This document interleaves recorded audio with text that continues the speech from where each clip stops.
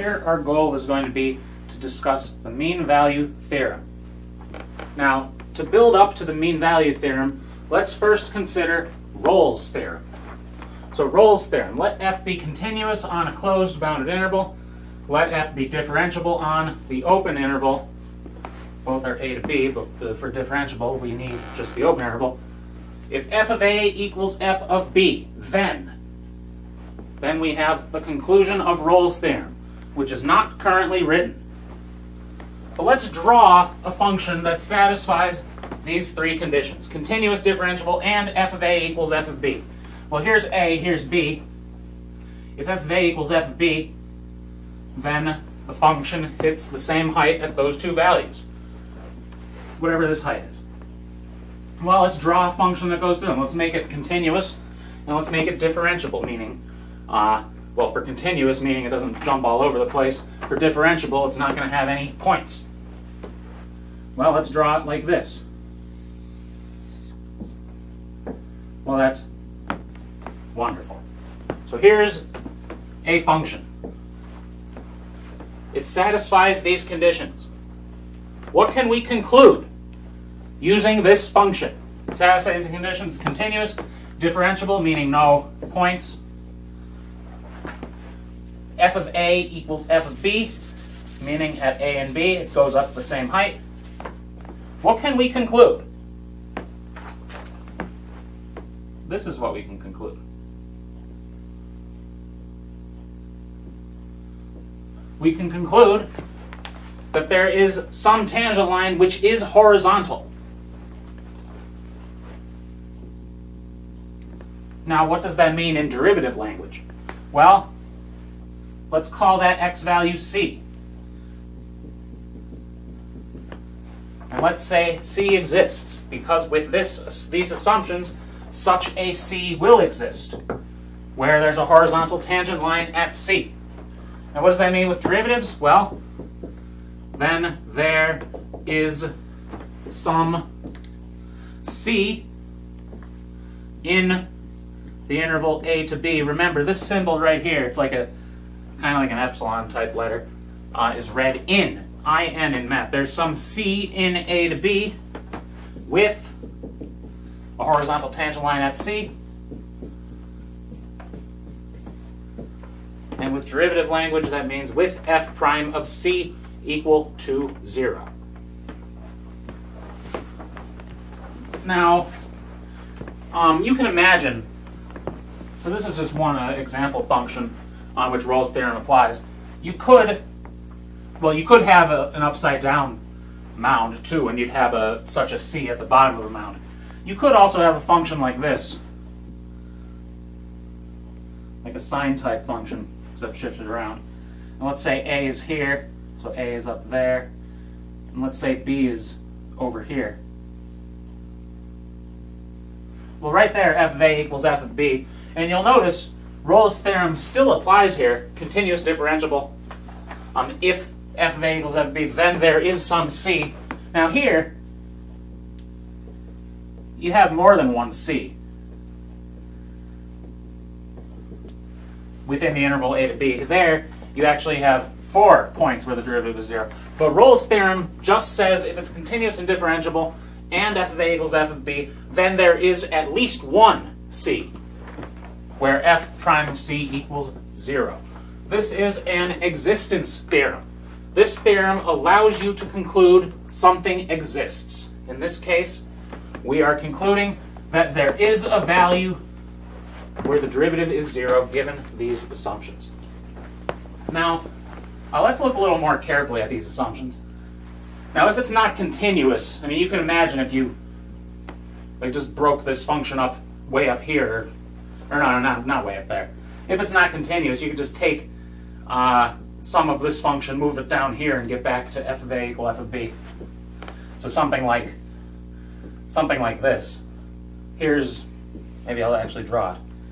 There's b, there's a, f of a equals f of b, but it's not continuous, and there is no value in there where f prime equals 0. So it could look like that. What about the differentiable assumption? What would happen if it's not differentiable? Well, let's look at an example where it's not differentiable. So maybe I should have said example up here of Rolle's theorem. Example, what if it's not differentiable? So here we have something not differentiable. It reaches a point at the top. Let's say A is down here. Let's say B is over here. Let's call it F because we need to label our functions. So right here, it meets at a point. F of A equals F of B. This is not, let's say, not differentiable. It's not differentiable because of the point. Rolle's theorem, therefore, should not apply necessarily. And in this example, we can't reach the conclusion that Rolle's theorem allows us to conclude. We don't have one of the assumptions, and in this case, even though F of A equals F of B, there is no value C in the interval A to B with F prime of C equal to 0 in this graph. The top of this point, the derivative is not 0 there. And everywhere else, we don't have a horizontal tangent line. Now, Rolle's theorem is a special case of a more general theorem called the mean value theorem. And what the mean value theorem does is it takes Rolle's theorem and gets rid of this assumption. So instead of F of A and F of B being on the same horizontal line, they can be on the same diagonal line instead. The mean value theorem. If F is continuous on A to B closed and differentiable on A to B open, then there is some value C in the open interval with F prime of C equal to something. Now remember, this is a generalization of Rolle's theorem. Let's try to figure out this equals using a graph. So right here, we have a function. We have continuous and differentiable. We have F of A equal to something other than F of B. So what can we conclude happens in the middle of this interval? Well, it might be difficult to see exactly what we can conclude. Let's remember what happened in Rolle's theorem. Let's remember the drawing for Rolle's theorem. Rolle's theorem said if these two values hit, or if these two, if at A and B the function hit the same value, then you had a point in the middle where the derivative is 0. And in my drawing, I drew another line, kind of. Those two lines are related. Those two lines are parallel. They have the same slope. F of A equals F of B on this line, so the numerator is 0 in the slope. So Rolle's theorem says that if F of A equals F of B and it's continuous and differentiable, then there is a point in the middle where you get this pair of parallel lines. Well, mean value theorem just takes that and throws it on its side. So let's draw this line.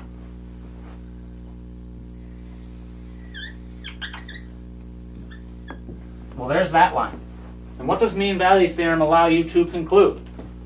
Well, it tells you somewhere in here you have a point where the tangent line is parallel. In other words, you have a point C. Such a C exists. Let's spell exists right. E-X-I-S-T-S. Such a C exists where those two lines are parallel. So let's set up an equation. The slope of this line is F prime of C.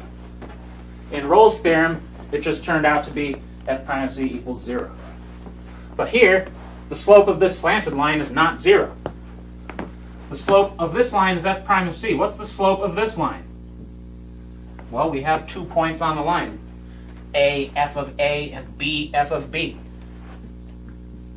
So the slope is the change in y divided by the change in x. So mean value theorem says if it's continuous and differentiable, there's some value c with f prime of c equal to f of b minus f of a over b minus a. The slope of this line equals the slope of that line. Now this result may look familiar to some of you. It should look familiar to all of you, unless you didn't take exam 1, which was the case for none of you. Number 5, part B on exam 1, asked a question about a derivative. It asked for an application of the derivative. And to that point, all you knew about the derivative were two things. You knew the definition, and you knew that it gave slopes of tangent lines. So in 5 part B, I wanted you to derive the mean value theorem using only that interpretation. And notice, for this derivation, all we did, well, I didn't mention the words continuous and differentiable because they just got in the way. But notice, all we did was consider parallel lines in order to reach this conclusion. And just like Rolle's theorem, you could have multiple points in the middle, but in this drawing, there is only one. Why is there only one? Well, here's what I like to do. Let's see if this will work. I have a candle here. That's a little small. Any other straight line things in here? Oh, yes. That should work. What I like to do is take some sort of stick and use it as a tangent line. So here I'll use this flag stick. That's backwards. When you can, the blue portion of our flag is supposed to be in the upper left. So when I'm on camera here, I should put it on the upper left. So let's just roll this up. So right here, what we're going to do is let our flag stick be the tangent lines. And all we're looking at is between A and B. So the tangent lines look like this. What we're looking for is a tangent line that's parallel.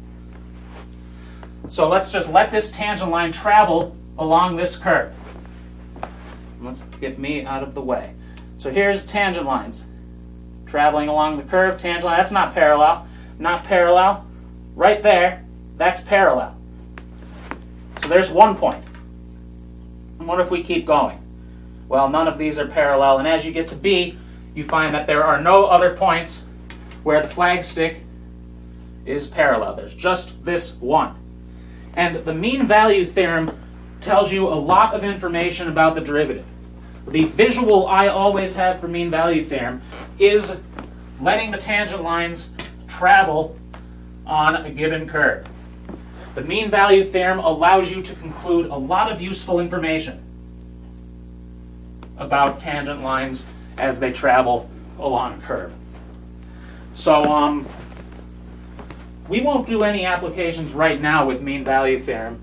I would like you to have that type of visual in mind. It's a very useful visual. It's a very important visual. And it's something I would like all calculus students to have a visual of. Tangent lines traveling along a curve.